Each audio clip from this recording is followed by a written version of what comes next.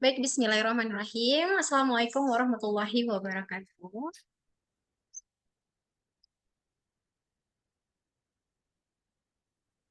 Alhamdulillahirrahmanirrahim. Segala puji bagi Allah yang telah melimpahkan rahmat, nikmat sehat, nikmat iman, dan juga nikmat kesehatan kita. Yang mana pada hari ini, insya Allah, kita bisa bertemu walaupun secara online di dalam majelis yang insya Allah nantinya akan membawa keberkahan bagi kita semua. Salawat serta salam kepada Baginda Muhammad Nabi Sallallahu Alaihi Wasallam, di mana karena beliaulah kita bisa berada di zaman yang saat ini kita rasakan. Hadirin sekalian untuk teman-teman semuanya, senang sekali hari ini kita bisa bertemu ya dalam kajian kali ini, yang mana ini kolaborasi antara Alpha Group Indonesia dan juga Kajian Hub.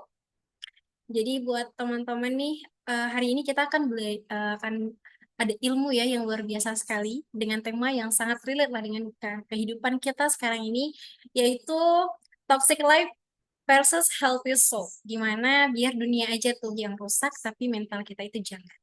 Nah, jadi insya Allah nanti kajian kita maksimalkan sampai dengan pukul 9.15. Nah, jadi sebelum kita untuk mulai kajiannya, perkenalkan dulu saya Septia, selaku moderator untuk kajian kita pada hari ini. Nah, jadi sebelum kita mulai ini, saya sendiri ingin nyapa nih buat teman-teman yang hadir hari ini ya. Ada Kaluna Rahma, selamat datang ya di kajian kita hari ini. Ada Jam Hahira, Ainun, ada Siti Haitun, ada Kak Khairatun. Selamat bergabung ya untuk teman-teman semuanya pada hari ini. Dan yang paling penting hari ini juga kita dihadiri oleh narasumber kita, ada Ustadz Muhammad Ivan Hidayat. Nah, jadi buat teman-teman juga boleh ya dibuka dulu typingnya karena kita mau tanya nih, Septi mau tanya ya teman-teman, kalau misalnya nih lagi stres banget, biasanya tuh pelariannya apa ya? Boleh banget tuh langsung aja di typing ya karena kita pengen tahu nih gitu. Kira-kira kalau lagi jenuh, lagi stres banget dengan keadaan dunia gitu ya. Kira-kira teman-teman nih larinya kemana nih? Misal ke makan, rebahan, atau curhat, atau scroll-scroll media sosial nih. Boleh banget ya langsung di typing. Seperti pengen tahu ya. Oke. Me time sih Kak, healing, healing. Oke bener juga. Kalau lagi jenuh kami main game, boleh-boleh. Ngobrol bareng teman, tidur Kak. Iya bener, tidur juga jadi salah satu untuk kita mengobati rasa stres ya. Bener banget sih itu. Tidur, healing, drakor. Gensi banget ya drakor. Ya apapun itu, Masya Allah, Alhamdulillah ya. Jadi kita itu bisa lah untuk wisata kuliner. Iya benar, wisata kulineran. Karena di Aceh juga lumayan ya untuk wisata kulinernya. Masya Allah, aktif-aktif sekali untuk teman-teman semuanya. Kalau lagi stres, saya bisa jalan-jalan aja sih, Kak. Alhamdulillah. Pokoknya kita lakukan hal-hal yang bermanfaat ya, biar kalau misalnya kita stres tuh bisa mengimbangi lah kayak gitu. Jadi terbantu jangan lari ke hal-hal yang nggak baik ya. Terima kasih banyak ya teman-teman. Masya Allah seru banget jawabannya. Jadi memang kayak gitu tuh gimana cara kita untuk menghadapi stres kehidupan yang amat toksik sekarang ini ya. Nah, jadi untuk malam ini insya Allah kita akan belajar langsung dari guru kita, Ustadz Muhammad Ivan Hidayat ya sudah hadir Ustadz. Dan bagaimana menjaga kesehatan mental dan jiwa kita di tengah hiruk pikuknya kehidupan dunia gitu ya. Nanti insya Allah kita juga akan buka sesi tanya jawab yang akan langsung nanti dijawab oleh Ustadznya. Jadi teman-teman yang punya pertanyaan bisa langsung aja nanti disiapkan gitu ya pertanyaannya, disimpan dulu. Insya Allah nanti kita juga akan pilih-pilih pertanyaannya biar untuk mempersingkat waktu. Baik, terima kasih untuk dari saya. Silakan kita panggil narasumber kita ada Ustadz Ustadz Ivan Hidayat. Untuk itu kami persilakan dengan segala. Kedengaran suaranya kak ya? Suaranya kedengaran? Agak kecil sepertinya Ustadz. Agak kecil ya. Masih Eh, Ustadz. Cek satu dua. Oke, oke. Masih? Oke? Sudah oke? Cek. Masih? Halo?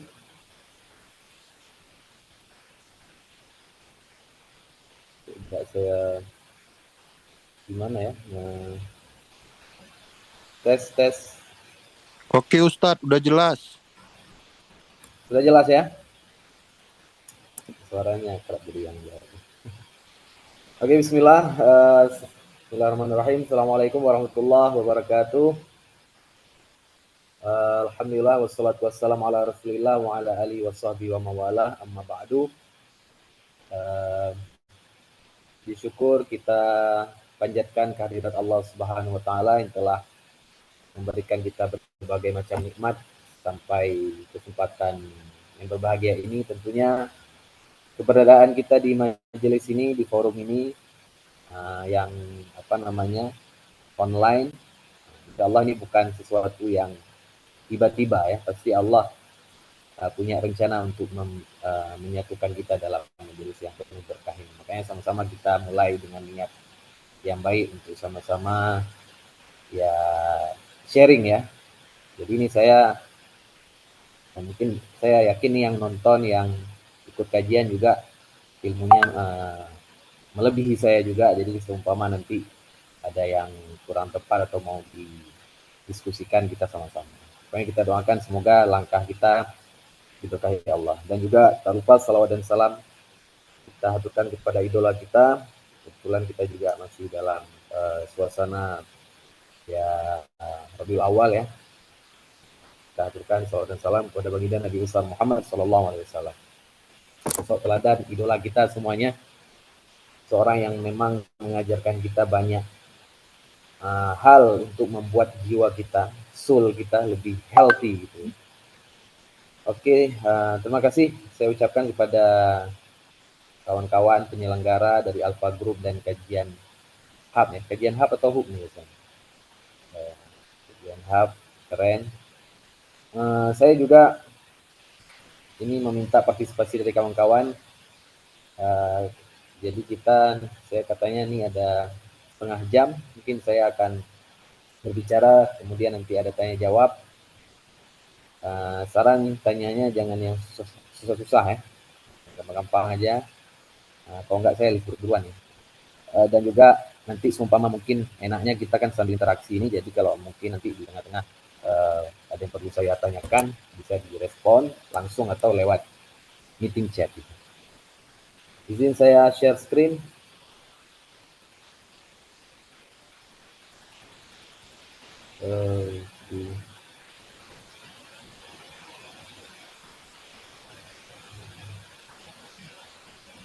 Kelihatan nggak ini?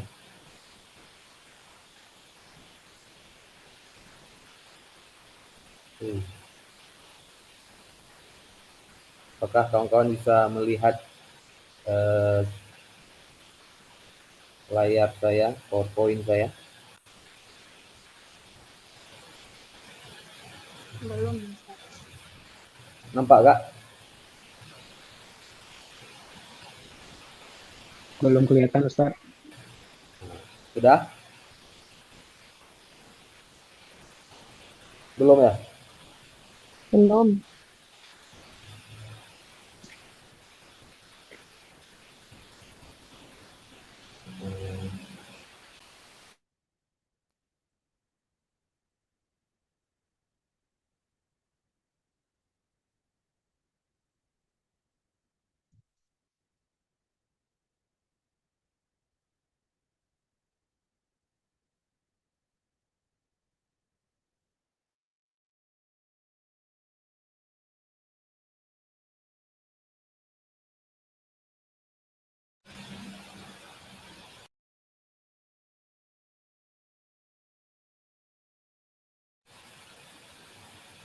Ke-mute tadi ya.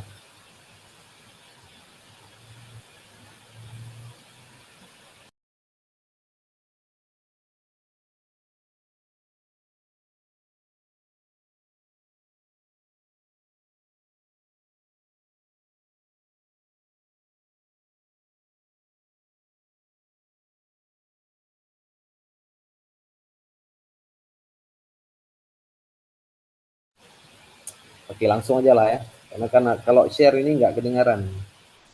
Ini ya. Oke kawan-kawan, jadi materi kita ini tentang toxic life versus healthy soul ya. mungkin saya bisa menyarankan kawan-kawan bisa melihat dulu, mungkin kalau ada pegang Quran, atau semuanya pasti ini juga pegang HP, boleh dibuka surat Al-Baqarah ayat 155, 155 sampai 57 ya. Itu adalah bahasan utama kita malam hari ini. Kita akan mengkaji itu, walaupun di awal-awal saya akan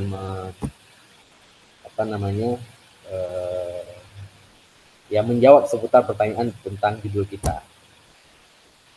Oke, yang kalau dibilang toxic life itu apa? Ini boleh mungkin dijawab langsung atau diketik di meeting chat boleh juga. Ini judulnya bahasa Inggris ya. Toxic itu apa? Healthy soul itu apa? Ini supaya kita sama persepsi ya. Ciri-ciri hidup yang toksik itu menurut kawan-kawan itu seperti apa? Apakah hidup yang serba masalah gitu, jumpa orang-orang yang tidak enak, jumpa apa lagi misalnya pergaulan yang negatif gitu, macam-macam, mungkin bisa dijawab di meeting chat atau di respon langsung. Itu toksiknya, itu makanan toksiknya. Oke, gitu kan. Toxic life. Anda ingin menjawab langsung mungkin atau di meeting chat bisa juga. Nah, dijawab kira-kira apa, biar jangan salah. Dan healthy soul, nah, kalau misalnya kalau kita artikan bahasa Indonesia kan hidup yang tidak seimbang ya, hidup yang tidak memiliki tujuan yang jelas gitu, hidup yang penuh dengan ketidakseimbangan, stressful. Pasti semua kita merasakan dengan cara menghadapi, nggak semua orang yang kita hadapi dalam pergaulan itu, baik di tempat kerja, di sekolah ataupun dimanapun itu yang sesuai harapan kita. Yang pasti ada yang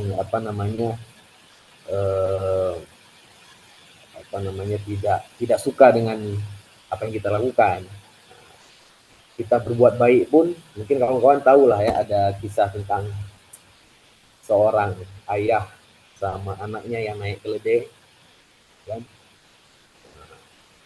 Pokoknya dikomentari aja ketika dua-duanya naik, ada yang komentar, oh keledainya sayang nih, dinaikin terus,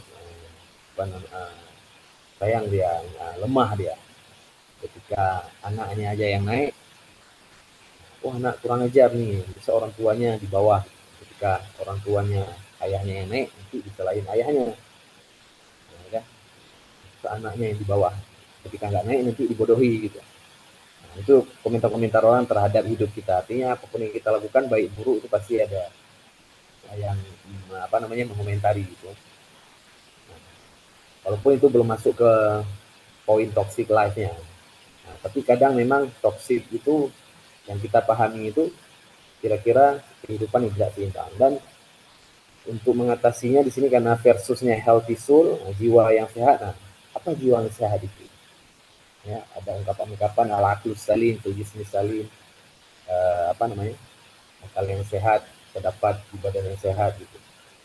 Nah, jadi di sini di screen ini saya ada di PowerPoint saya ada menyediakan juga biar enak gitu. Jadi penyebabnya kenapa kita ini gampang merasa hidup kita nggak baik-baik aja, bertemu dengan orang yang nggak kita suka, yang membuat kita itu makin hari makin benci sama dia, nggak enak kalau berada dekat dia, baik itu berupa kawan ataupun atasan di kantor mungkin, ataupun partner kerja dan sebagainya. Keadaan-keadaan yang nggak mengenakan, kadang kita pernah sehari itu kok berat kali saya, dompet kering gitu, bokek, terus banyak masalah, tiba-tiba bocor ban Honda lah, atau misalnya ada masalah di rumah dan sebagainya. Kenapa itu semua bisa terjadi? Nah, sebenarnya saya di sini ingin menggali lebih dalam dari sisi tauhidnya, ya, sisi tauhidnya.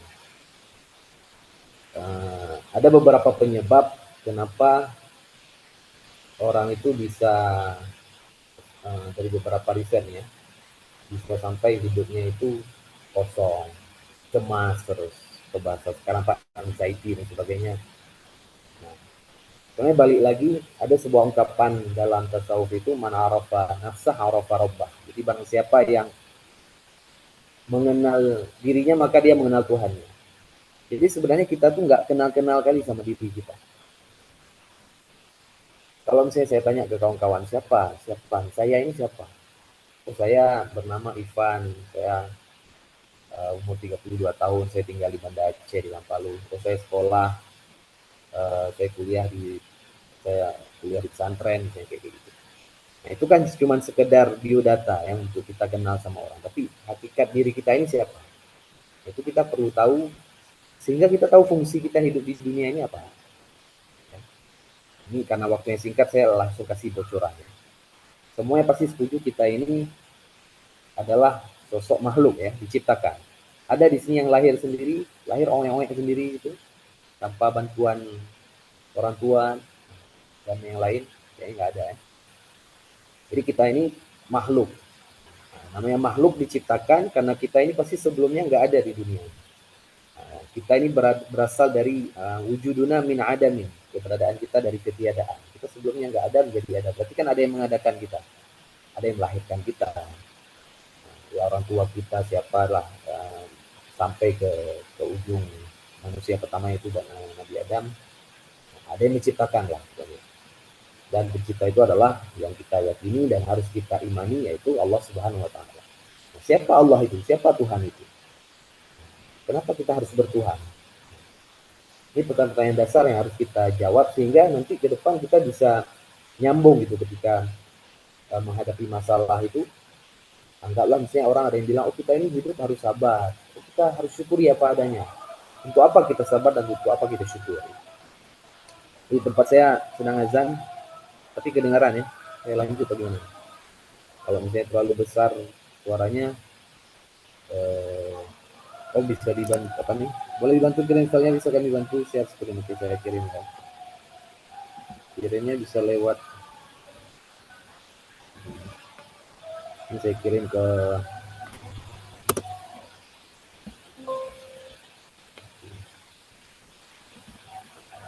kirim screennya. Sedang saya kirim.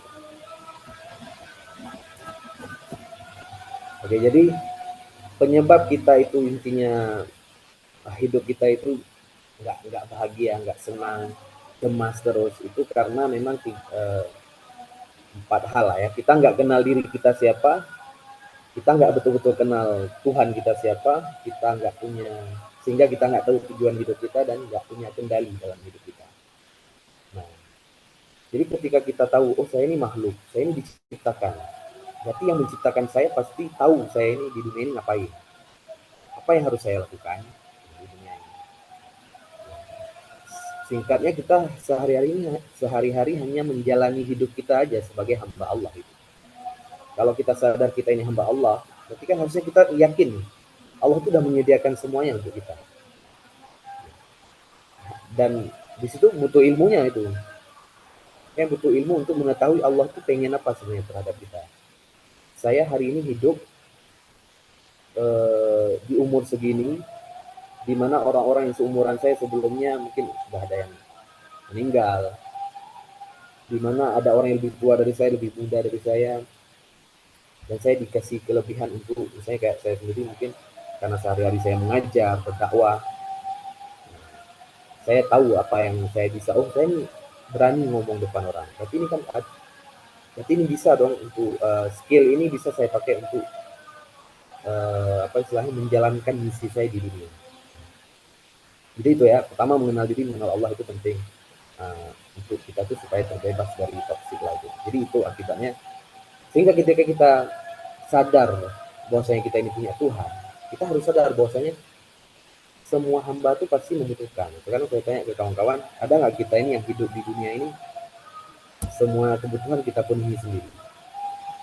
Kita lahir butuh bantuan orang tua kita untuk melahirkan kita.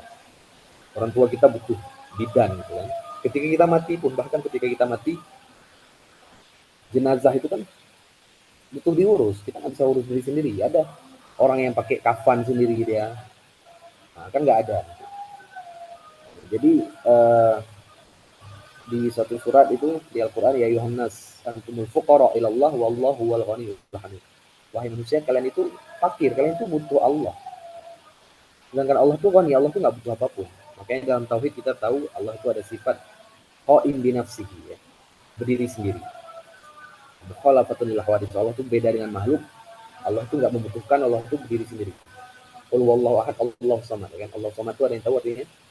Allah tempat bergantung, ya. Artinya kita sekuat apapun butuh Allah, butuh orang lain lah kita anggap. Saya ini pakai peci nggak mungkin saya bikin sendiri. Ini juga baju ada yang buat, saya harus beli gitu.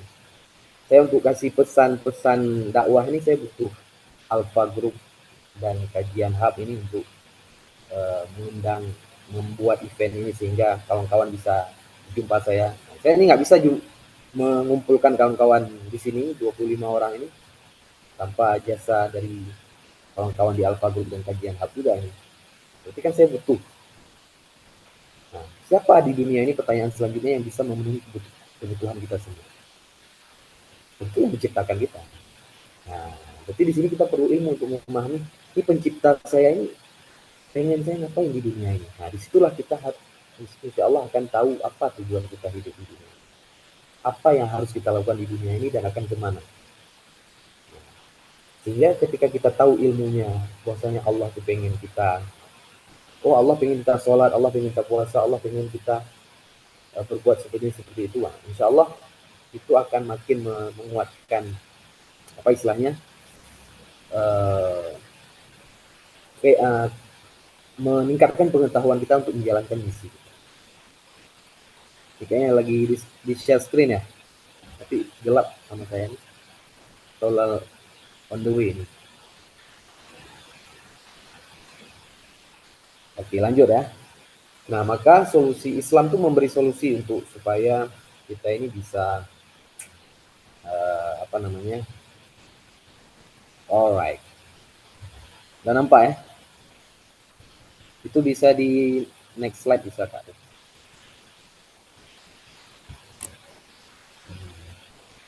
Makanya tuh ecek-ecek aja biar jangan nampak muka saya aja kan pas saya ngomong, jadi ada yang saya buat slide sedikit biar ada yang bisa dilihat. Mungkin di slide kedua Kak, kita masih loading. Jadi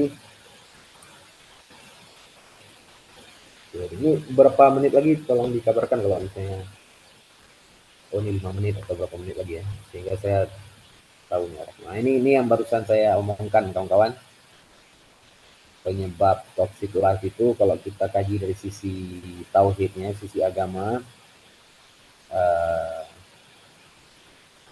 memang beberapa ayat itu menjelaskan langsung, kan misalnya ayat la tahzan innallaha ma'ana, ya. Allah bilang jangan sedih, sesungguhnya Allah bersama. Nah, itu kan ada satu ayat untuk untuk kita jangan sedih, Allah bersama kita. Nah, kalau orang nggak kenal Allah ya nggak tergugah gitu, biasa aja itu ayat itu. Ada ayat lain, ala bidzikrillah tatma'innul qulub. Hanya dengan mengingat Allah hati menjadi tenang. Nah, sekarang kan tadi mungkin ada di sama house, ada di pancing ya. Apa nih yang membuat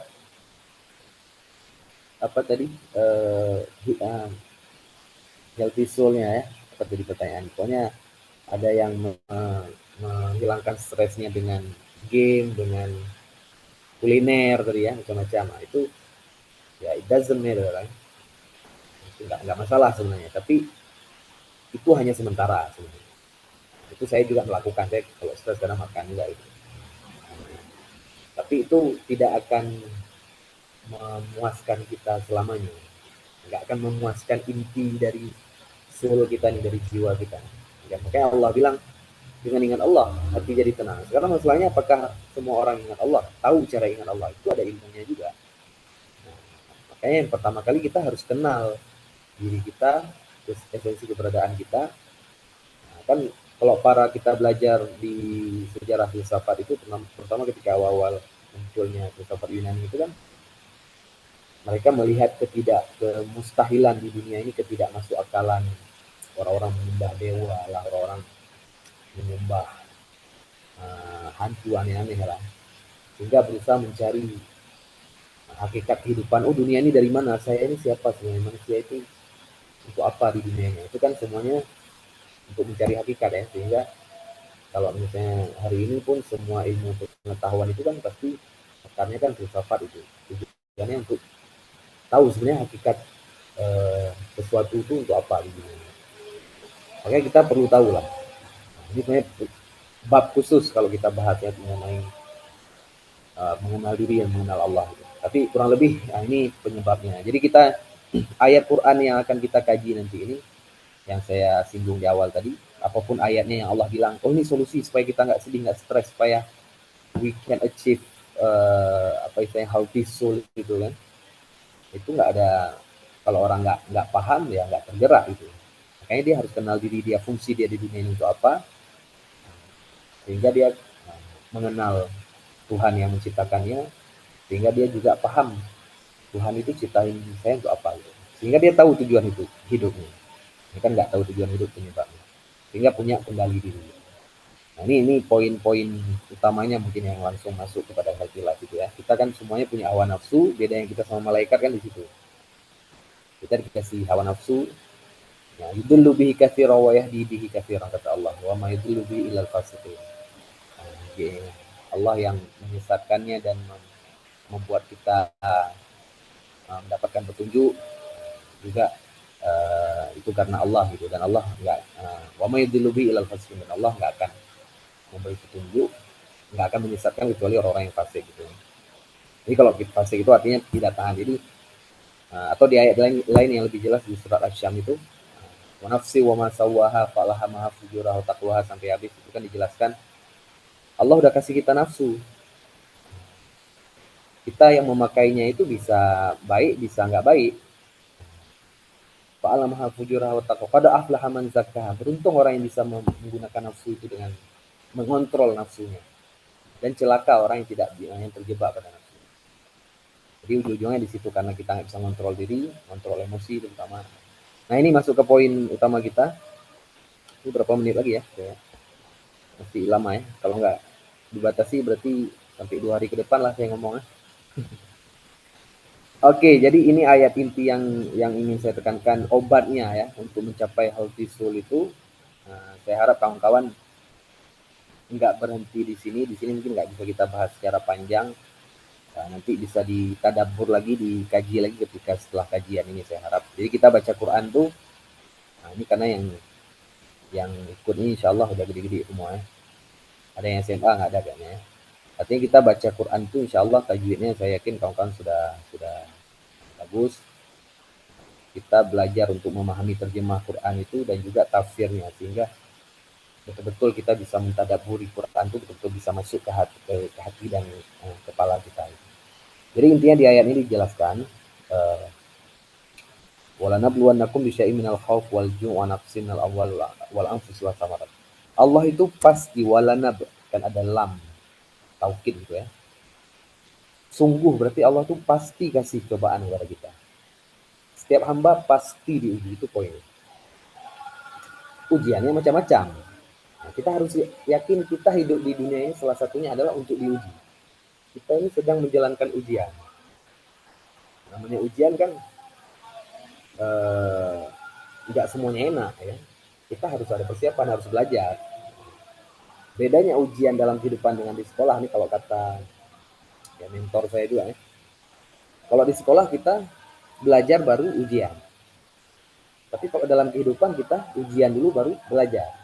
Nah, kalau di sekolah, di kuliah atau mau tes apa misalnya kerja, kan kita belajar dulu deh kisi-kisinya apa, ikut bimbel ini itu, baru kemudian ikut ujian. belajar ujian. Tapi dalam kehidupan ini kita kadang kita diuji, setiap hari diuji. Di detik ini pun kita diuji. Saya ini diuji nih. Ilmu saya diuji di sini, saya bisa mempertanggungjawabkan nggak apa yang saya sampaikan ini. Apakah saya ini cuma omong-omong aja ya, omong kosong aja yang saya sampaikan. Apakah saya ini berdakwah ini cari kebenaran viral aja, walaupun nggak viral, follower saya banyak gitu, 15 orang. Jadi apakah saya niat berdakwah ini untuk mencari perhatian manusia atau perhatian Allah? Itu kan saya diuji juga. Setiap detik kita diuji. Masalahnya kadang kita nggak belajar. Jadi hidup itu diuji dulu, baru belajar. Nah, ujian orang macam-macam. Jadi kita ini diuji, la yukallifullah nafsan illa wus'aha. Allah pun akan menguji kecuali menurut kesanggupan kita. Nah, di sini bentuk-bentuk ujiannya itu ada berupa khauf, ketakutan. Orang diuji dengan rasa takut, bisa dia dizalimi sama orang lain, diperangi, ataupun kelaparan, miskin gitu ya, kekurangan harta, fakir gitu, kekurangan harta. Nah, itu banyak lah yang terjadi sekarang ya. Apalagi di negara kita mungkin dengan kondisi ekonomi yang tidak sebaik sebelumnya. Nah ini kan bisa, ini berarti ya dalam hal ujian juga. Dan wal anfus, ini kita harus sadar ya, kita juga diuji dengan hilangnya orang-orang sekitar kita. Mungkin wafatnya orang tua, kawan, sahabat. Nah ini, dan juga wasamarat di sini kan buah-buahan artinya ya. Kalau dalam tafsir As-Sa'di dan juga di tafsir apa namanya, Dewa Bahzuhail itu dijelaskan, maksudnya rugi hasil panen gitu ya. Misalnya kita kerja, mungkin berwirausaha, rugi misalnya. Nah itu semua ujian dari Allah yang sudah pasti. Al-Quran itu sebut langsung ujian-ujian kita, lapar, kita kurang harta, rugi misalnya dalam segi bisnis dan lain-lain. Dengan kondisi mungkin gaji hari ini dengan gaji orang 10 tahun yang lalu beda. Mungkin dulu 10 tahun, 20 tahun yang lalu orang dengan gaji hari ini bisa beli 2 mayam emas misalnya. Tapi hari ini di mayam hantu ya. Sudah sangat jauh. Nah, itu kan bagian dari ujian. Wabasyiris sabirin. Allah bilang kasih, tapi berita gembira untuk orang-orang yang bersabar. Nah, mungkin bisa langsung ke slide berikutnya Kak ya, biar langsung ke poinnya. Nah, tapi ada berita gembira nih ya. Jadi hidup ke ujian, jadi macam-macam ujiannya. Tapi Allah kasih kabar gembira. Ibaratnya kita kalau misalnya ikut pramuka atau mau hiking ya, mau naik gunung, nanti ada jurang, di sini nanti ada apa istilahnya, tebing yang tinggi, jalan yang susah, becek. Tapi ada kabar gembira, ini ada jalan pintas. Di sini nanti ada danau, ada air yang bersih, bla bla bla. Jadi Allah tuh setelah kasih tahu ujian, nanti Allah kasih kabar gembira. Kabar gembiranya bagi orang yang bersabar. Makanya kita kalau mau melewati ujian itu, ya ikuti orang-orang yang sabar. Dan kita juga berusaha untuk sabar. Siapa orang yang sabar itu? Di situ dijelasin langsung. Nomor 3, hakikat kesabaran. Orang yang sabar adalah yang mengucapkan inna lillah wa inna ilaihi raji'un. Artinya, sesungguhnya kami milik Allah dan kepadanya lah kami kembali. Jadi ini bukan sekedar mengucapkan, tapi kalau mengucapkan semua mengucapkan ya. Kalau udah ada pengumuman di manasah, inna lillahi wa inna ilaihi raji'un, nah, semua bisa ucapin gitu ya. Ini ada yang meninggal, inna lillah. Tapi ini maksudnya mengucap dan meyakininya. Ini intinya, inti core of the core-nya ayat yang menjelaskan fungsi kita di dunia ini juga. Semua ini milik Allah. Kita ini milik Allah, nggak ada yang betul-betul kita miliki.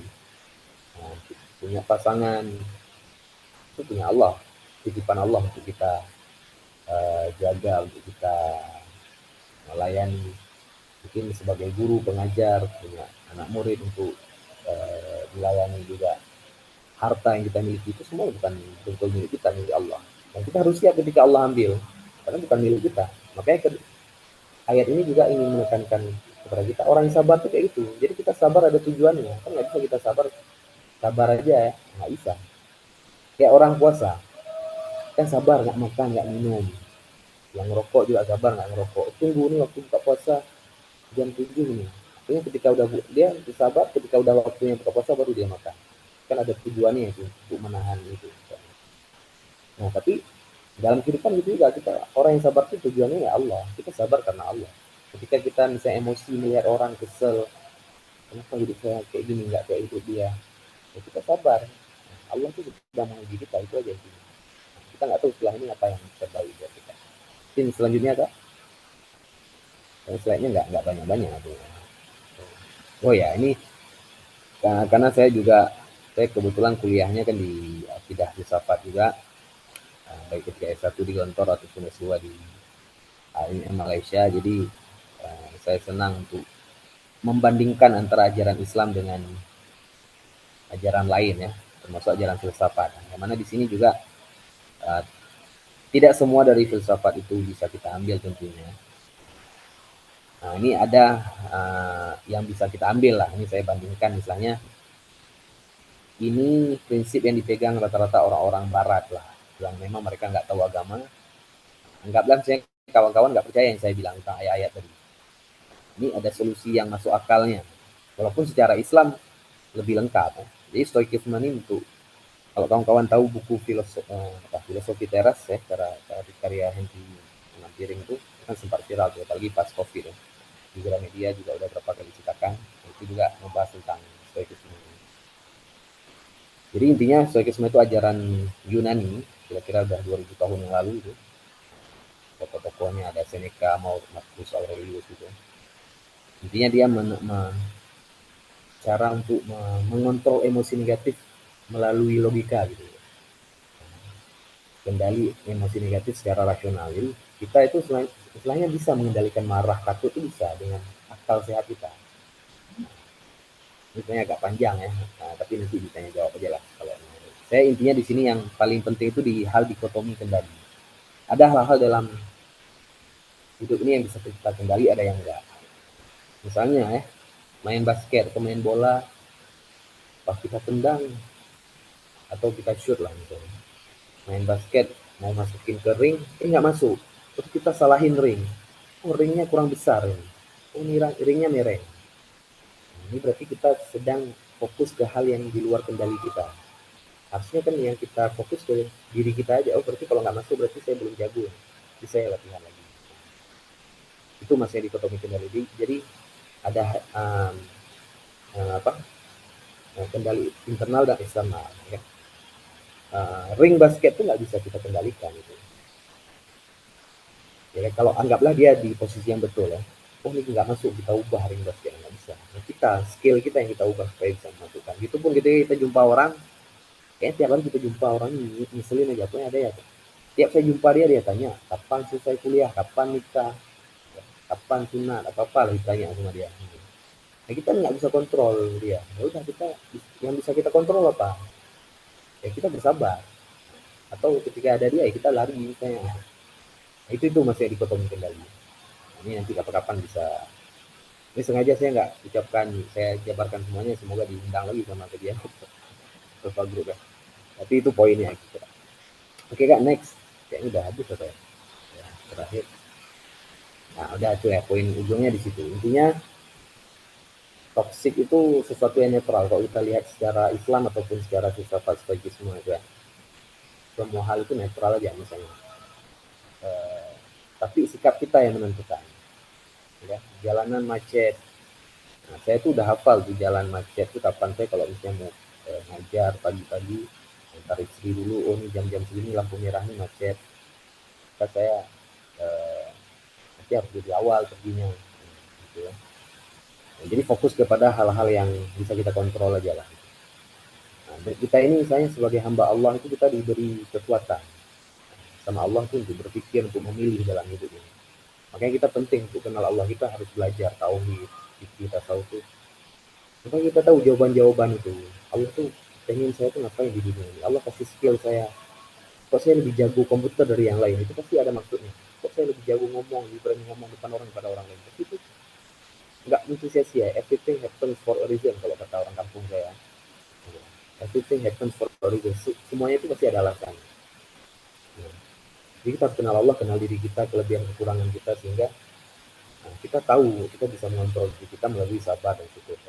Intinya healthy soul itu intinya sabar terhadap musibah, syukur terhadap nikmat itu ya. Dan tujuannya ridho Allah, bukan yang lain.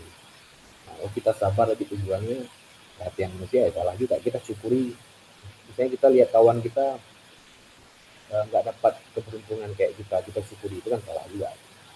Jadi itu pada tujuannya ridho Allah. Dan dalam stoikisme pun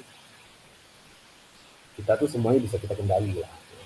Ya fokus aja sama hal yang kita kendali daripada yang tidak bisa kita kendali, dan hidup selaras dengan alam. Maksudnya ya, ya kita harus menerima aja takdir gitu kan. Jalan macet misalnya, menerima dalam arti kondisi-kondisi yang artinya berani menghadapi lah. Misalnya kondisi negara yang dengan politik begini begitu, pejabat makin begini begitu, ya itu bukan saya menormalkan, tapi kita harus jangan sampai terjebak stres sekali kepada hal-hal tersebut sehingga kewajiban kita tertinggal gitu ya.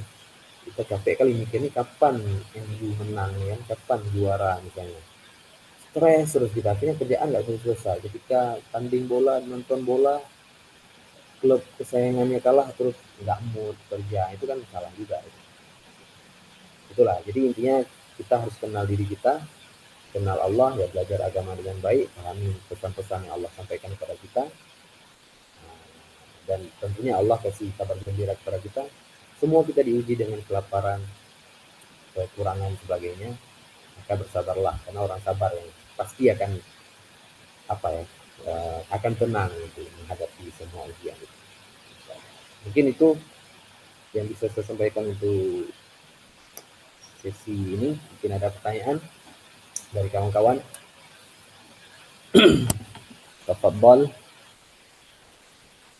Baik, silakan teman-teman kita buka sesi tanya jawab. Ya baik, tadi Ustadz juga udah jelasin ya. Terima kasih banyak Ustadz. Gimana tadi kesimpulannya dari sisi Islam sendiri, terus juga dari sisi stoikisme ya. Jadi Islam tuh harus kita tuh mengenal diri, kontrol rasa sabar kita, rasa syukur kita. Nah kalau stoikisme tuh tadi tentang pengendalian emosi kita terhadap hal-hal yang negatif, tapi bisa kita hadapi dengan secara rasional gitu Ustadz ya. Nah jadi boleh banget nih teman-teman, hari ini silahkan kita sharing yang nanti insya Allah dibantu Ustadz. Kalau teman-teman mau di raise hand silahkan, atau teman-teman mau diketik juga boleh. Kita persilahkan.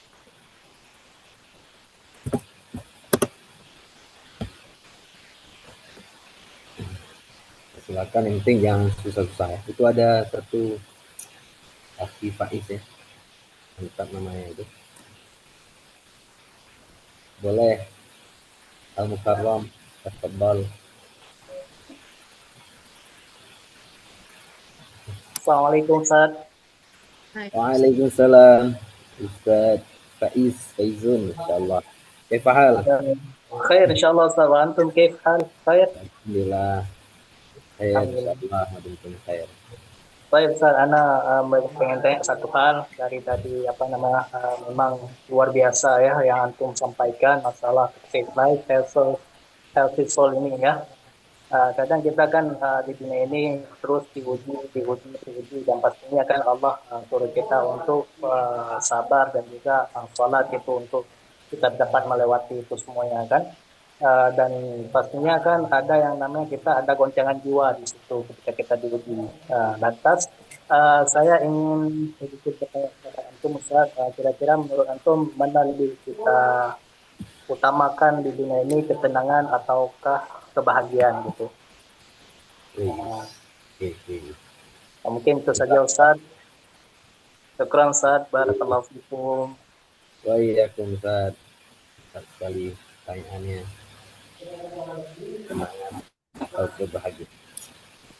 Langsung jawab nih Kak, atau kita tunggu yang lain dulu? Boleh Ustadz, boleh langsung jawab, nanti kita next pertanyaan selanjutnya. Oke ya. Ini susah nih pertanyaannya. Nanti kalau misalnya ada yang kurang, bisa kawan-kawan membantu ya.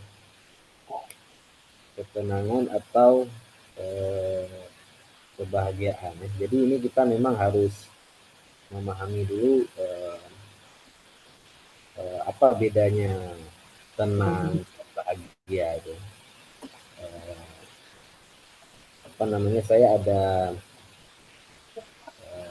pernah mendengar juga dari Guru saya juga nih, guru filsafat saya sedang saya cari.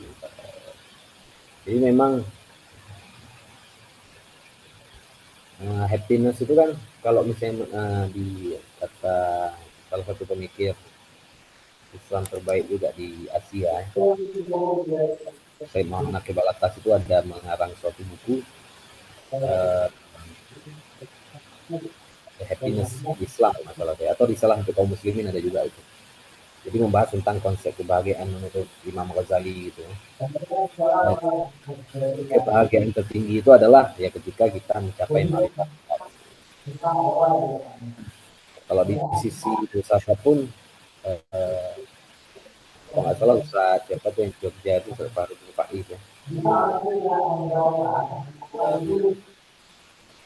Tiga unsur kebahagiaan, salah satunya itu puas, joy itu apa, tenang dan tenang juga, tiga unsur kebahagiaan itu. Jadi ketenangan itu juga bagian dari kebahagiaan gitu. Beda kalau senang kan kita misalnya kayak healing tadi ya, senang aja, istilahnya itu kan puas, tapi puas sebentar itu. Main game gitu, itu kan senangnya sementara, tapi kalau bahagia itu kan berlanjut terus ya. Nah, untuk mencapai ketenangan ini kan itulah kata Imam Ghazali kan, mengenal Allah itu titik tertinggi kita itu bisa bahagia. Jadi kalau misalnya hasbunallah wa ni'mal wakil ya. Kalau kata Ibrahim, kalau kita udah dalam hati kita Allah saja, itu ma fi qalbi khairullah, enggak ada yang selain Allah, insyaallah itu akan mendapatkan bahagia yang sesungguhnya. Bukan berarti ketika kita berbicara tentang kebahagiaan itu kita melupakan pasangan lah atau saudara, orang tua, enggak. Justru kan ketika kita percaya sama Allah, beriman sama Allah, beriman itu kan ada cabang-cabangnya. Di Quran banyak, qad aflahal mu'minun, orang yang beriman itu beruntung. Kenapa? Orang yang beriman itu alladzina hum fi sholatihim khashi'un, orang yang khusyuk sholatnya, orang yang menunaikan zakat, orang yang menjaga lisannya, menjaga kemaluannya. Nah, gitu. Tanda-tanda orang beriman itu kan banyak. Innamal mu'minuna alladzina idza dzukirallah dan sebagainya kan. Orang beriman tuh yang apabila di idza dzukirallah wajilat qulubuhum. Nah, kalau misalnya disebut nama Allah bergetar hatinya, kalau dibacakan ayat Allah bertambah imannya. Oh, mereka orang yang berinfak. Jadi tanda-tanda orang beriman tuh banyak ciri-cirinya.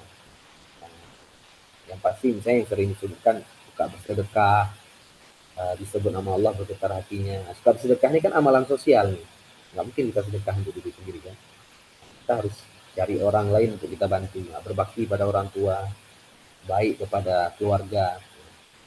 Jadi itulah kebahagiaan hati kita ketika kita misalnya fokusnya itu ke Allah, maka apa yang Allah perintahkan kita jalankan, efeknya itu kita akan baik kepada hubungan sama manusia juga.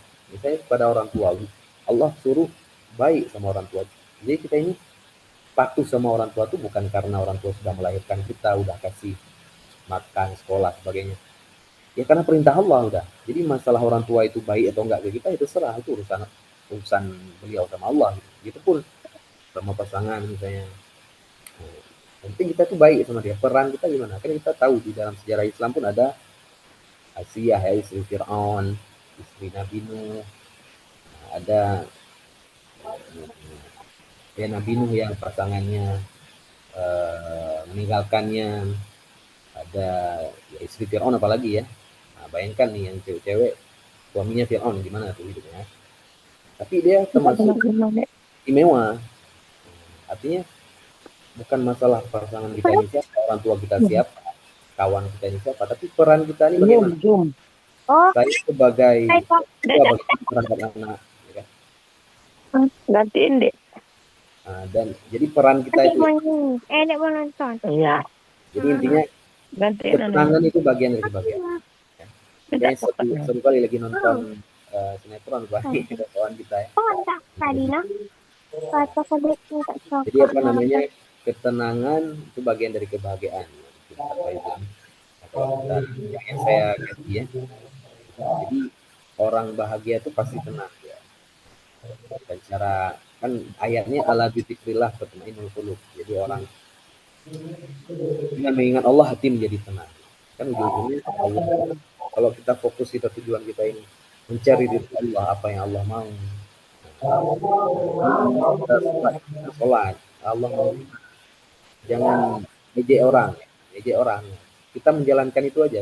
Setiap hari mindset kita sebagai hamba Allah, menjalankan perintah Allah. Itu aman-aman insya Allah hidup kita.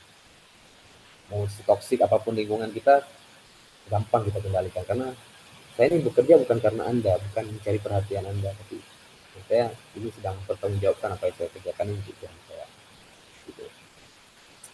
Oke, ada lagi mungkin atau kalau disanggah juga kalau misalnya kurang puas. Ada nih Ustadz di kolom komentar. Jadi di kolom komentar ada pertanyaan dari Bang Sultan Rafli. Iya iya iya, saya udah baca juga. Saya mengecewakan orang tua terhadap ibu saya, itu ego yang tinggi. Ini saya bagaimana cara menghilangkan rasa ego dan bisa mendapat kepercayaan orang tua kita lagi. Ini kan yang pertama memang eh, kalau memang pertanyaannya ini juga kita bisa menunjukkan bahwasanya Abang Sultan Rafi ini juga orang yang baik ya, beliau sadar akan rasa bersalahnya terhadap orang tua gitu. Mungkin itu bisa saya apresiasi. Yang kedua memang pertanyaannya memang umum ya. Saya nggak tahu nih mengecewakannya bagaimana. Apakah orang tua menyuruh apa sampai kecewa gitu ya. Yang pasti kullu bani Adam khata' ya, wa khairu khata'ina at-tawwabun. Semua manusia itu pasti ada salah dan sebaik-baik yang bersalah itu yang bertaubat. Nah, kalau kita menyadari kita salah misalnya sama anggaplah nih, oh ini orang tua ini hamba Allah ya. Tapi kalau saya kecewakan, nanti saya kecewakan Allah. Ridallah fi ridal walidain gitu. Jadi apa namanya, kalau Allah ridho, orang tua ridho, kalau Allah murka, orang tua murka gitu-gitu. Jadi ya kita bertaubat lah sebetul mungkin, serius mungkin, mengakui kesalahan kita, menyesal, dan kemudian ya tidak kita ulangi gitu aja. Secara praktis ya. Tentu itu tidak sederhana walaupun saya akui. Kalau pertanyaan bagaimana cara menghilangkan rasa ego, itulah rasa egonya di sini. Jadi saya karena nggak bisa membayangkan langsung ego apa ya. Jadi intinya ya kita sadari ya kalau kita menyesalkan kesalahan kita tentu rasa ego itu bisa kita kurangi. Jadi hidup itu bukan untuk kita. Mungkin saya ini ingat kata-kata ini kalau pas nonton Dokter Strange ya, ada tuh di ketika gurunya yang botak itu yang cewek itu jumpai dia itu dikatakan itulah it's not all about you gitu. Jadi hidup ini ya bukan hanya tentang kamu gitu. Nah, hidup ini bukan hanya tentang kita mengurus hawa nafsu kita, tapi kita ini menjalankan misi yang Allah suruh, yang mana ini efeknya ke orang lain juga, ke orang tua dan sebagainya. Jadi ya kita saling menyadarkan diri dengan kalau memang merasa ini saya ego ya kita kurangi gitu ya, dengan memahami bahwasanya Allah tuh pengen apa ya saya terhadap orang tua. Oh, kita mungkin bisa lihat kisah-kisah bagaimana para sahabat orang-orang itu bisa apa istilahnya menspesialkan orang tuanya seperti Uwais al-Qarni dan lain-lain gitu. Dan untuk mendapatkan kepercayaan tentu ya kita mulai aja gue apapun ya apa Nabi itu. Jadi yang berlalu ya udahlah gitu. Kita bangun lagi dengan ya cari perhatian. Misalnya paling gampang ini apa yang orang tua kita suka, kita bangun komunikasi dengan ya, bawa makanan kesukaannya, kita silaturahmi ngobrol lah gitu. Itu dengan hal yang ini karena terlalu umum jadi saya jawabnya umum juga. Intinya ya dimulai dari hal yang kecil lah, jangan segan-segan gitu ya. Apalagi yang bisa menyelamatkan orang tua kita paling ketika orang tua kita sudah tiada ya kita yang diharapkan anak soleh itu. Doa anak soleh itulah yang membuat orang tua kita itu menambah terus amal, mengalir amal baiknya kita sudah wafat gitu. Nah, doa kita itu dan doa anak itu ya harus soleh gitu. Mungkin gitu Bang Sultan, semoga terjawab. Kalau kurang puas bisa ditanyakan lagi. Ada yang lain mungkin?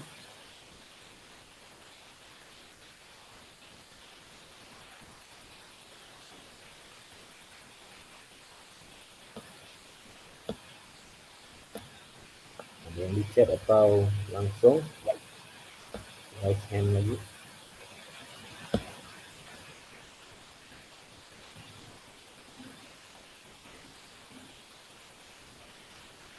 Ya, silakan teman-teman yang mau bertanya, masih ada waktu untuk kita buka sesi tanya jawab. Yang barangkali selama ini kita bingung ya mau tanya ke siapa gitu kan. Boleh nih langsung aja nih kita tanya sama ustadznya gitu.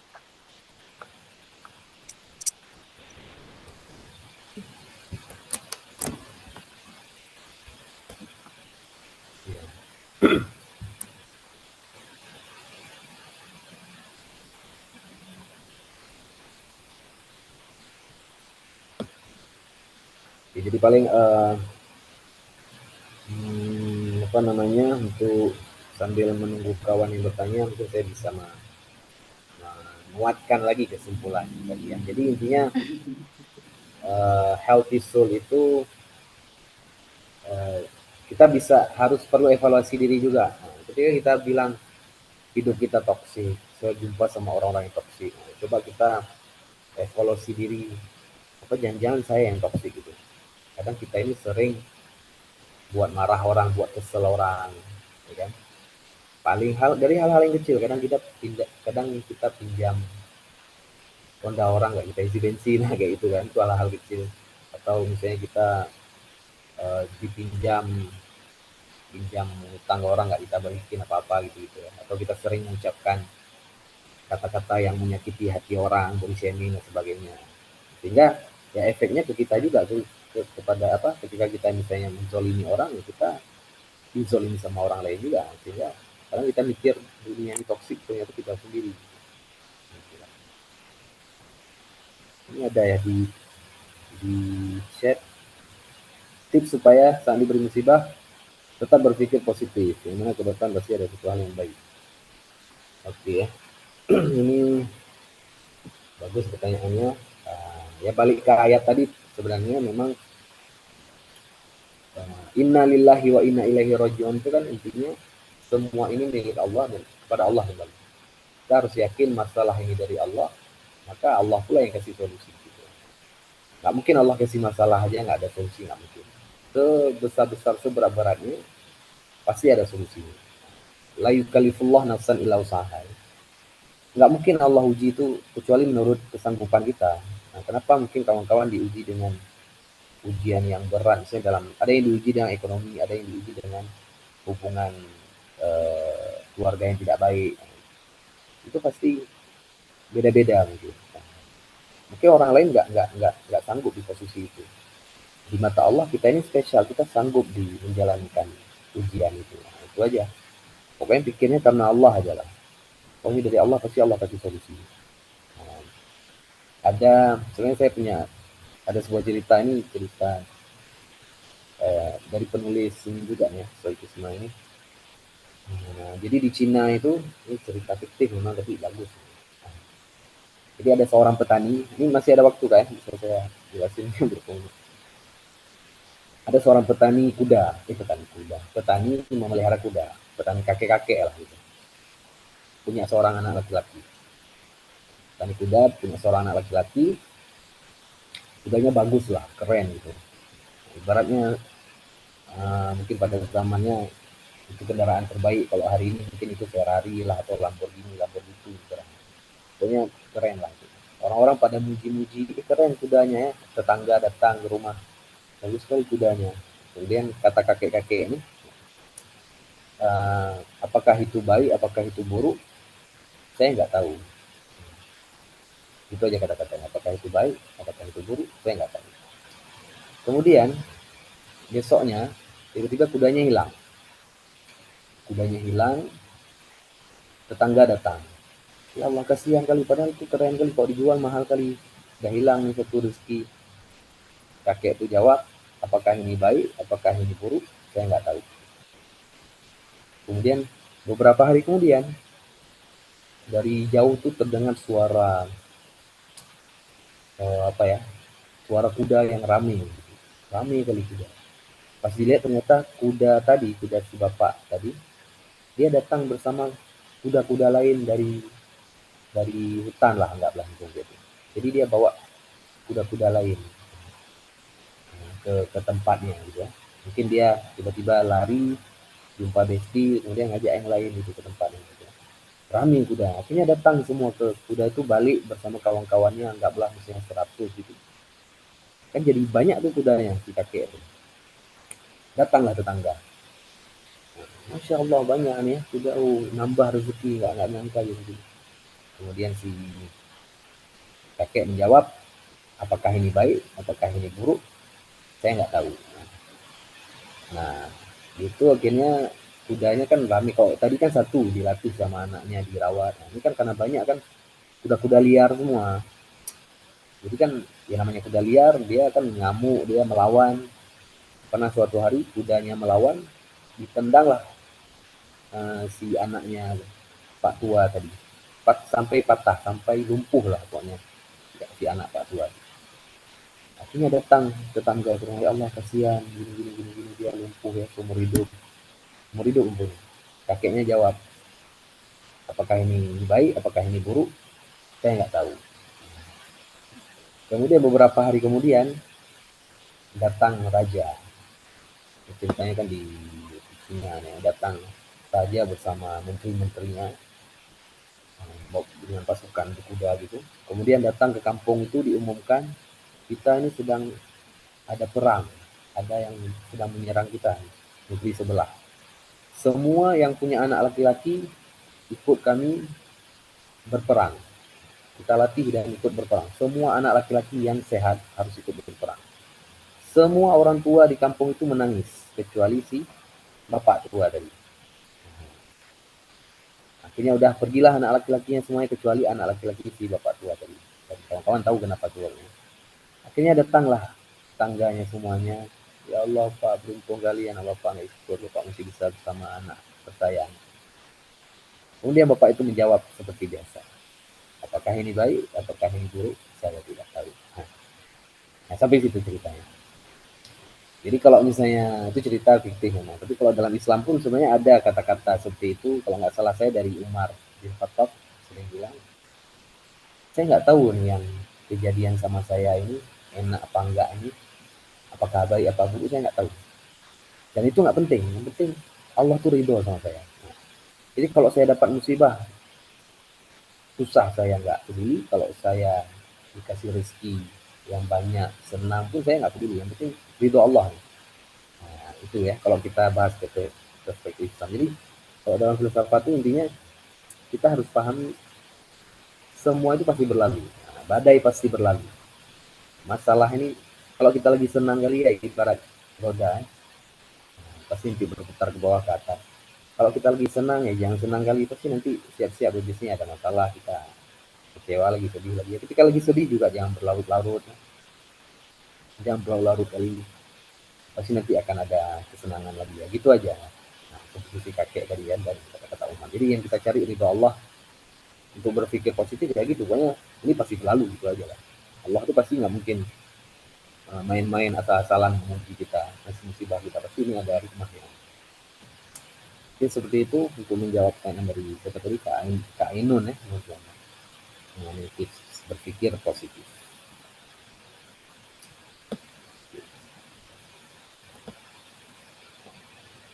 Gimana, ada pertanyaan lagi atau gimana? Kak Os.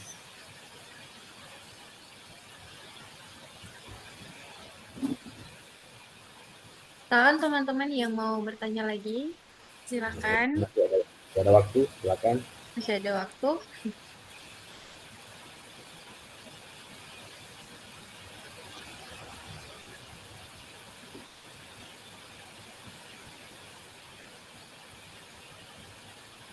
Memang positive thinking itu kan ada istilah ya. Kalau bahasa di kampung saya tuh you are what you think. Ya. You are what you think. Kamu adalah apa yang kamu pikirkan. Dalam ada sebuah hadis qudsi juga itu. Ini menjadi prinsip saya juga. Ana inda dhanni abdi. Maksudnya Allah bilang kepada Nabi Muhammad, aku bersama persangkaan hamba-hambaku. Jadi apa yang manusia pikirkan tentang Allah, tentang takdir Allah, disitulah Allah akan mewujudkan. Jadi kalau kita berpikir positif, hal-hal positif itu akan ngikut. Dan ketika kita berpikir negatif, yang negatif itu juga ngikut. Ya, kita bilang aduh sial kali hari ini, katanya nggak enak semuanya, hidupnya nggak enak kali hari ini. Itu seharian nggak enak terus tuh. Ada yang mendukung nggak enak. Tapi kalau kita positive thinking, makanya kan orang-orang kalau kata motivator di barat itu kan sering orang tuh kalau mungkin bangun pagi lihat cermin kan ada katakan hal-hal positif pada diri saya bisa, saya sukses. Nah, itu sebenarnya dalam Islam juga sudah ditekankan. Memang betul gitu, kita harus berpikir positif. Itu artinya kita menerima takdir dengan baik, bersyukur kan. Tapi kalau kita berpikir negatif terus, maka itulah toksik tuh mungkin karena kita negatif berpikiran. Kita melihat manusia itu salah semua, padahal manusia emang nggak sempurna. Kita mau harap apa? Kita ini diciptakan, kita aja nggak sempurna. Kita kadang bikin marah orang, bikin kesel orang.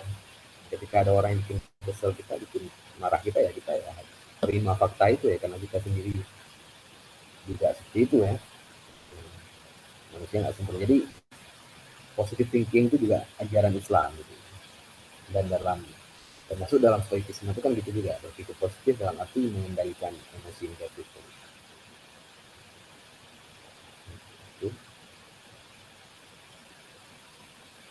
Ada pertanyaan lagi, Ustadz? Itu luar biasa. Mantap ya antusiasnya. Dari Kak Zam Harira. Ini kalau suara saya terlalu kecil nggak jelas atau ini mau diingatkan. Kalau kita punya keinginan besar untuk mengejar nikmat dunia, di samping juga mempersiapkan diri untuk akhirat. Apakah termasuk pada toxic life jika kita selalu menghentikan berusaha mengejar kebahagiaan dunia? Ini berarti dunianya lebih berat ya? Bagaimana nih? Kita ingin bisa mengejar dunia di samping juga. Kalau seimbang nggak masalah, tapi kalau dunia saja, sebenarnya gini, kan kata-kata bijaknya itu akhirat itu tujuan, maka dunia itu pasti ngikut. Itu kalau kata para sahabat juga, apa kata Abu Bakar ya, kalau nggak salah, kejarlah akhirat, dunia pasti ikut. Jadi dunia itu seperti bayangan kita. Kalau kita di bawah matahari, di bawah cahaya, itu kita kejar kan nggak bisa kita kejar di bayangan. Tapi ketika kita lari dia ikut terus. Itulah dunia. Kalau kita kejar dunia seperti kita mengejar bayangan sendiri. Nggak sampai nggak puas-puas. Kita pengen umur segini kuliah, lulus kuliah pengen kerja, ketika kerja pengen nikah, ketika nikah pengen punya anak pengen ini, pengen itu, pengen mencapai ini, nggak puas-puas manusia itu. Nah, maka ketika kita ngejar akhirat, maka dunia itu ikut semuanya. Nah, jadi fokusnya ke akhirat. Contoh misalnya kawan-kawan pengen apa misalnya, keinginan dunianya apa misalnya? Oh saya pengen lah punya mobil bagus gitu. Nah, untuk apa mobilnya? Kalau mobilnya bisa membawa kita semakin sering ke masjid, dengan mobil itu kita bisa membantu orang, membawa orang tua yang mungkin saudara jalan-jalan, membantu orang yang membutuhkan. Nah, itu nikmat. Membuat kita semakin dekat sama Allah, mobil itu nikmat. Tapi ketika dia malah menjauhkan kita dari Allah, gara-gara mobil itu kita misalnya bawa pacar ya, bawa ya maksiat di situ, maka itu jadi musibah. Jadi kita pengen punya rumah besar, punya rumah gede, biar apa misalnya, oh nanti bisa bikin pengajian di rumah itu, bisa kumpul. Pokoknya kalau ada acara kawan reuni, ada saudara kumpulnya di rumah saya nanti. Jadi berkah nanti harus ada doa-doanya.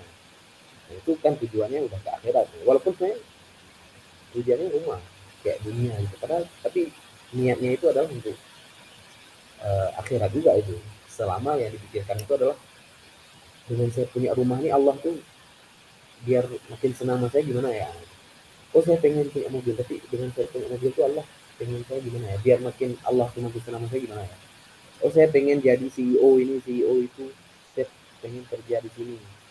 Kalau saya kerja di sini biar Allah tuh senang sama saya ngapain ya, niatnya ngapain ya. Nah, gitu aja sebenarnya. Jadi tipsnya seperti itu, apa yang kita kejar tuh niatkan ini kalau bisa nggak membawa kita ke akhirat tuh. Hal-hal duniawi ini bisa membawa ke akhirat nggak? Jadi jangan dipikir kita Islam tuh cuman kita hidup tuh hanya bersemedi saja, hanya ya sarungan, hanya di masjid terus apa. Islam itu bisa tumbuh juga dengan ya dengan kita misalnya eh, memiliki ekonomi yang cukup, kita bisa membantu orang. Ya. Kalau semuanya misalnya mindsetnya betul gitu ya, misalnya anggaplah presiden, pemegang kebijakan itu berpikirnya akhirat, insya Allah akan baik-baik saja dunia, nggak ada korupsi ya. Kan terjadi korupsi itu karena intinya yang dipikirkan diri sendiri, kepuasan diri gitu, ya kan. Tapi kalau dipikirkan, oh dengan jabatan ini saya bisa menyelamatkan orang, mau orang bilang apa, itu nggak akan bentar gitu. Jadi selama ada niat akhirat itu nggak jadi toksik. Jadi toksik itu kalau untuk memuaskan hawa nafsu itu jadi toksik.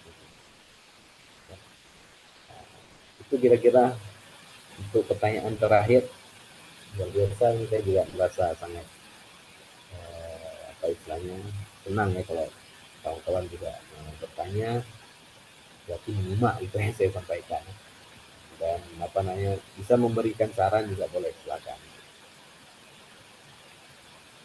Gimana, apakah kita tunggu pertanyaan lagi dari Pak host atau kita cukupkan atau gimana? Atau satu pertanyaan lagi mungkin? Boleh Ustadz. Jika memang tidak ada pertanyaan lagi, bisa kita cukupkan. Mungkin ada pesan dari Ustadznya sendiri terkait bagaimana kita uh, terkait pesanlah sedikit untuk anak-anak muda, Gen Z atau apapun itu ya, untuk kita bisa hidup lebih sehat lagi. Oke, untuk pesan pasti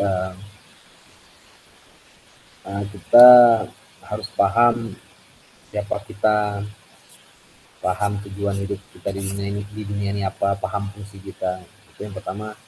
Saya berharap kawan-kawan itu terus mencari jawaban kenapa kita ada di dunia. Sehingga dari jawaban ini kawan-kawan mau belajar ngaji terus. Sehingga kita tahu fungsi kita di dunia ini, sehingga dengan kita tahu fungsi kita di dunia sebagai hamba Allah, kita paham bahwasanya Allah itu punya tujuan menciptakan kita. Masuk ke poin kedua, yaitu ya tujuan Allah menciptakan kita dan untuk beribadah. Allah ingin menguji kita. Hidup ini ujian, bedanya dengan ujian di sekolah belajar dulu baru ujian, di kehidupan nyata ujian dulu baru belajar. Jangan sampai kita setiap hari diuji tapi nggak belajar-belajar. Kita setiap hari diuji, detik ini kita diuji, tapi kita ambil pelajaran nggak?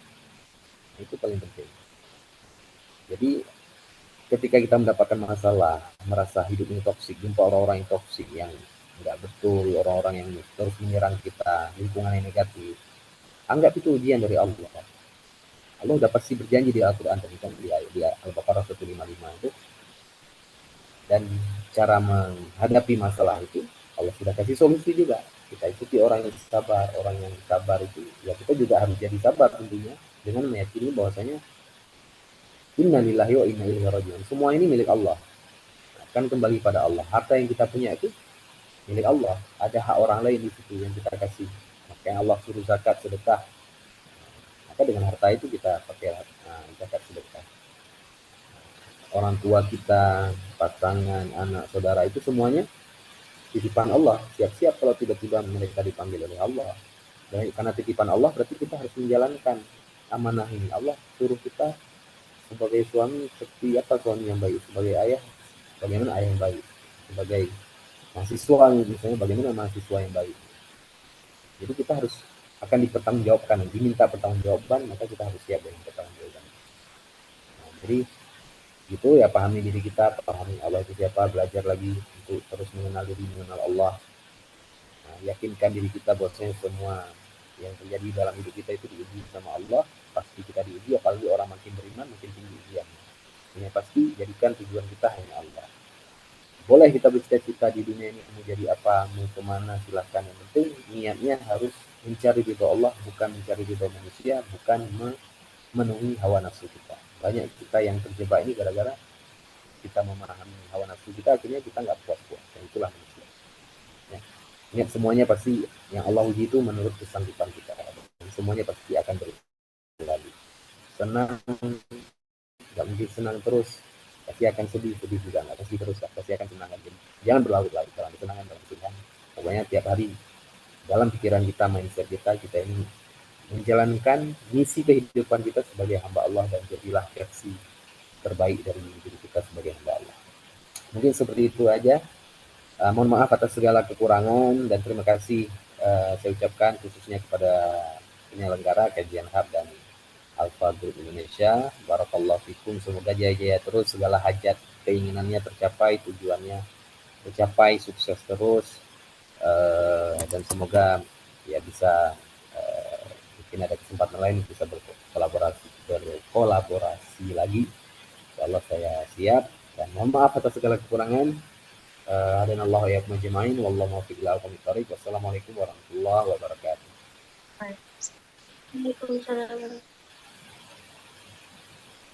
Alhamdulillah, Masya Allah, hari ini kajian yang sangat luar biasa. Banyak sekali ilmu yang kita dapat, yang bisa kita ambil.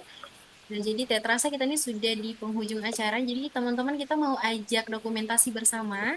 Teman-teman boleh nih on cam ya. Mungkin barangkali yang wanita belum pakai hijab, silahkan kita tunggu biar kita bisa on cam. Sambil menunggu on cam, ucapan terima kasih kepada narasumber, kepada Ustadz, dan seluruh peserta dan pada panitia juga. Nah, jadi kita mau update sedikit nih buat teman-teman yang mau update info ya, seputar kajian, itu bisa langsung download aplikasi Kajian Hub di App Store maupun Play Store. Karena di sana banyak sekali ya untuk jadwal dan juga informasi kajian yang menarik, yang pastinya nanti insya Allah sangat bermanfaat untuk kita.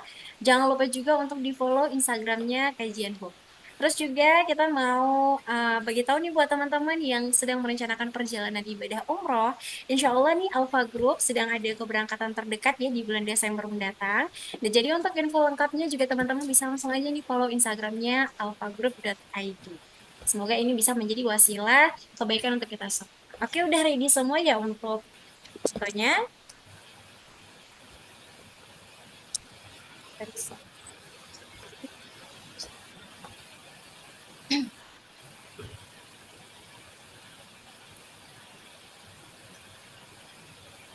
Oke, 1, 2.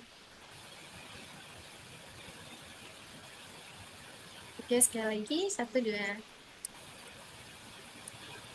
Oke, terima kasih banyak untuk semua yang sudah hadir pada hari ini.